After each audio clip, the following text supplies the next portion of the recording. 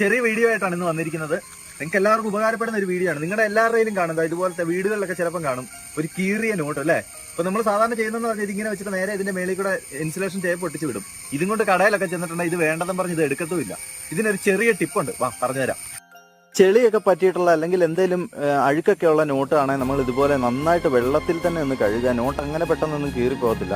അതിനുശേഷം ഒരു iron box വെച്ചിട്ട് നല്ലതായിട്ടൊരു എവിടെയെങ്കിലും ഒരു സ്ഥലത്ത് വെച്ച് ഇതുപോലെ ഒന്ന് അയൺ ചെയ്ത് നല്ല ക്ലിയർ ആക്കി ഒന്ന് എടുക്കണം കേട്ടോ.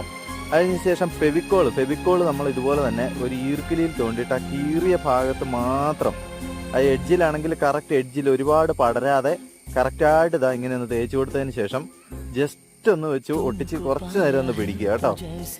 ഇതുപോലെ ഒന്ന് ഒട്ടിച്ചിട്ട് ചെറുതായിട്ടൊന്ന് പിടിച്ചേച്ചാൽ മതി.